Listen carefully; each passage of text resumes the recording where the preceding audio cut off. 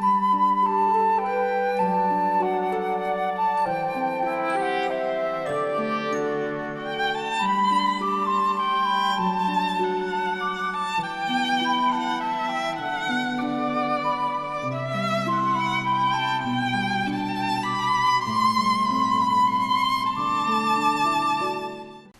datang ke dalam acara pembacaan buku Khotbah di Atas Bukit. Kita akan membaca bersama-sama dari buku yang satu ini, sebuah buku karangan dari Ibu Ellen G. White yang menjelaskan dengan sangat detail dan sangat mendalam mengenai ucapan berbahagia dari Yesus saat dia berada di atas bukit. Kita telah masuk di dalam buku ini halaman yang ke-96. Dalam judul besar Tujuan Pelayanan yang Sebenarnya. Halaman 96 dikatakan, "Dan apabila kamu berdoa, janganlah berdoa seperti orang munafik." Matius 6 ayat yang ke-5. Orang-orang Farisi telah menetapkan jam-jam untuk berdoa. Sebagaimana sering terjadi ketika mereka berada di luar rumah pada waktu berdoa itu, mereka akan berhenti di mana saja, mungkin di jalan atau di pasar, atau di tengah-tengah gerombolan orang yang tergesa-gesa. Dan di situ juga mereka akan mengucapkan kembali dengan keras-keras doa resmi mereka. Yesus mengatakan, ibadah yang demikian yang dilakukan hanya untuk pemujaan diri menimbulkan amarah yang tidak kenal ampun dari Yesus. Namun dia tidak mengabaikan doa umum, karena dia sendiri berdoa dengan murid-muridnya di hadapan orang banyak. Tetapi Yesus mengajarkan bahwa doa pribadi bukanlah untuk ditunjukkan di depan umum. Di dalam kebaktian secara diam-diam, doa kita harus mencapai telinga Tuhan yang mendengar doa. Tidak ada telinga yang ingin mengetahui harus menerima beban permohonan-permohonan sedemikian. Jadi pada zaman itu, orang-orang Yahudi, mereka memiliki jam-jam khusus untuk berdoa. Wah, dan mereka sering kali pamer di hadapan orang kalau mereka berdoa di hadapan umum. Wah, di tengah jalan kadang-kadang ada orang yang lagi sibuk lalu lalang. Tiba-tiba mereka berdoa. Bukan hanya tutup mata, tapi mereka suarakan dengan keras-keras doa mereka supaya orang-orang di samping mereka bisa dengar. Dan Yesus katakan tujuan yang lain selain meninggikan diri, tujuan yang lain juga adalah sangat tidak baik apabila orang yang seharusnya tidak mendengar doa tersebut, mereka jadi mendengar beban yang diutarakan. Nah, yang jadi permasalahan juga adalah doa yang mereka ucapkan adalah doa-doa yang resmi, doa-doa yang resmi, sehingga tidak terdengar ada suasana pribadi pembicaraan dengan Tuhan. Namun seperti sesuatu urutan-urutan yang harus mereka ucapkan begitu saja. Yesus mengatakan, tetapi jika engkau berdoa, masuklah ke dalam kamarmu. Apakah engkau mempunyai suatu tempat untuk berdoa pribadi secara diam-diam? Yesus telah memilih tempat-tempat untuk berhubungan dengan Tuhan. Dan kita pun haruslah demikian. Kita perlu sering mengundurkan diri ke suatu tempat, betapapun sederhananya, di mana kita dapat sendirian dengan Tuhan. Berdoalah kepada Bapamu yang ada di tempat tersembunyi. Di dalam nama Yesus kita boleh datang ke hadirat Tuhan dengan keyakinan dari seorang anak. Tidak seorang pun diperlukan untuk bertindak sebagai perantara. Melalui Yesus kita dapat membuka hati kita kepada Tuhan seperti kepada seorang yang mengenal dan mengasihi kita. Yesus mengatakan, di saat kita berdoa kepada Tuhan, kita dapat berdoa seperti seorang anak yang berdoa kepada bapaknya. Seperti seorang sahabat yang berbicara kepada sahabatnya. Tanpa membutuhkan seorang perantara untuk menjadi pengantara doa kita. Harus ada orang di mana kita harus sampaikan kepada dia yang sampaikan kepada Tuhan. Kita dapat berbicara langsung dengan Bapa. Begitu istimewanya hubungan kita yang Tuhan berikan ya. Anda bisa bayangkan yang sebenarnya oleh karena dosa, kita tidak bisa berhubungan dengan Tuhan. Kenapa? Karena hadirat Tuhan adalah api yang menghanguskan. Di saat kita berada di hadapan Tuhan, dengan dosa-dosa kita, dengan kecacatan kita, dengan mungkin ada pikiran-pikiran negatif di pikiran kita, Tuhan membenci semuanya itu. Tuhan tidak mengasihi semuanya itu. Namun, oleh karena pengorbanan Yesus, bahkan semenjak Adam dan Hawa pertama kali berdosa, Yesus sudah mengorbankan dirinya, menawarkan dirinya untuk menjadi tebusan atas dosa-dosa manusia.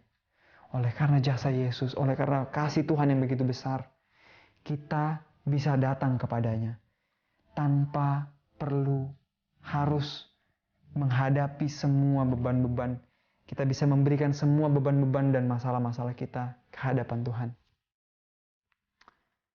Tuhan Maha Penyayang dan penuh belas kasihan di dalam Yakobus 5 ayat 11. Dia menunggu dengan kasih yang tidak jemu-jemunya untuk mendengar pengakuan orang-orang yang tidak patuh dan untuk menerima penyesalan mereka. Dia menunggu kembalinya ucapan terima kasih dari kita. Jadi saat kita berdoa, Tuhan menghendaki kita nggak hanya minta terus, tapi agar kita bisa terus merenungkan dan mengingat apa yang telah Tuhan berikan.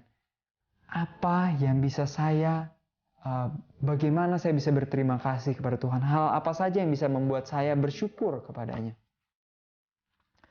Orang-orang yang mencari Tuhan secara diam-diam, menceritakan keperluan mereka, dan meminta pertolongan. Mereka tidak akan meminta dan memohon dengan sia-sia. Yesus mengatakan, maka Bapamu yang melihat yang tersembunyi akan membalasnya kepadamu. Apabila kita membuat Kristus sebagai teman sehari-hari kita akan merasa bahwa kuasa-kuasa yang tidak kelihatan dari dunia ini berada di sekitar kita. Dan oleh melihat kepada Yesus, kita akan disatukan dengan gambarnya. Oleh melihat, kita menjadi berubah. Tabiat dihaluskan, dilembutkan, dan dimuliakan untuk kerajaan surga. Jadi Yesus mengatakan, di saat kita berdoa, jangan hanya kita mengambil sangat baik kita harus punya jam-jam tertentu untuk berdoa. Tapi pastikan dalam setiap aktivitas hidup kita selalu berbicara dan berkomunikasi dengan Tuhan. Karena tujuan dari kita berdoa bukan karena kita membutuhkan sesuatu. Pastikan, ajarkan kepada anak-anak Anda, kepada teman-teman Anda, ceritakan kepada mereka. Tujuan dari berdoa bukan karena kita membutuhkan sesuatu, tapi karena kita harus terus berhubungan dengan Tuhan. Di saat kita berhubungan dengan Tuhan, itu akan menghaluskan karakter kita. Akan membentuk karakter kita untuk menjadi sesuai dengan Tuhan. Kita akan menjadi lebih ramah, menjadi lebih sabar, menjadi lebih mengasihi. Hasil yang pasti dari hubungan dan persahabatan kita dengan Tuhan akan menambah belas kasihan, kesucian, dan kegairahan hidup. Apakah Anda rindu untuk memiliki sukacita dalam hidup Anda? Apakah Anda sedang letih, lesu, dan berbeban berat? Tuhan memberikan jalan kepada kita, datanglah kepadanya. Akan ada pertumbuhan kecerdasan di dalam doa. Kita sedang menerima suatu pendidikan Tuhan, dan ini dilukiskan dalam suatu kehidupan yang rajin dan giat. Jiwa yang berbalik dari Tuhan untuk memperoleh pertolongan, dukungan, kuasa, dan doa setiap hari dengan sungguh-sungguh akan memperoleh aspirasi yang mulia, persepsi kebenaran dan tugas yang jelas, maksud-maksud tindakan yang agung, dan lapar dan dahaga akan kebenaran yang terus-menerus. Sahabatku yang ada di rumah, apakah Anda sedang bingung dengan kehidupan Anda? Apakah Anda tidak tahu apa yang harus Anda lakukan? Yesus mengatakan apabila kita berbalik kepada Tuhan untuk memperoleh dukungan, semangat, dan kuasa, Tuhan akan menunjukkan kepada kita aspirasi yang mulia. Dia menunjukkan kepada kita kebenaran dan tugas yang jelas tentang apa yang Tuhan inginkan agar kita lakukan dalam hidup kita. Oleh sanggup mempertahankan hubungan dengan Tuhan, kita akan disanggupkan untuk menyebarkan kepada orang lain lewat pengaruh pergaulan kita dengan mereka. Terang, damai, ketenangan yang berkuasa di dalam hati kita akan muncul. Kekuatan yang diperoleh di dalam doa kita kepada Tuhan bersatu dengan upaya yang tekun di dalam melatih pikiran dan keprihatinan dan menaruh perhatian. Mempersiapkan seseorang untuk tugas harian dan memelihara roh kedamaian dalam segala keadaan. Di saat kita bersatu dengan Tuhan, bukan hanya kita bisa berkomunikasi dengan Dia, tapi Tuhan juga akan menaruh keprihatinan di dalam pikiran kita, mempersiapkan kita untuk setiap tugas-tugas harian kita, dan juga untuk memelihara roh kedamaian di dalam hati kita. Jika kita datang dekat dengan Tuhan, Dia akan menaruh suatu berita ke dalam mulut kita untuk berbicara baginya, bahkan untuk memuji namanya. Banyak orang yang berpikir untuk selalu pergi keluar menginjil dan lain-lain, tanpa mereka dipersiapkan terlebih dahulu.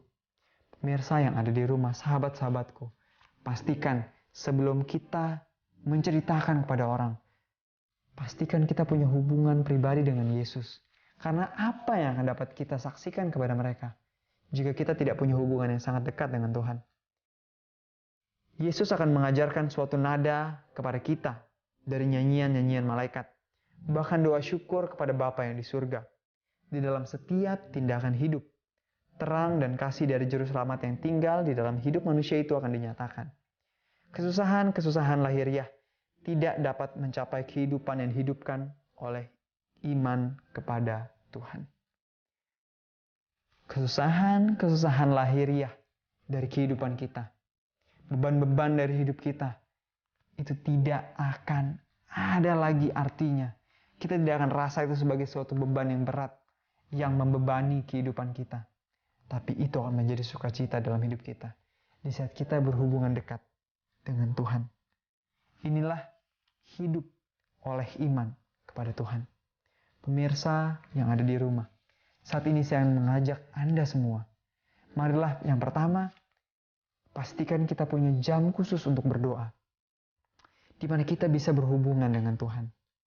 Dan pastikan juga, doa kita bukanlah menjadi suatu rutinitas, yang hanya lewat satu hari, lewat begitu saja, tanpa kita menemukan makna rohani dalam hidup kita.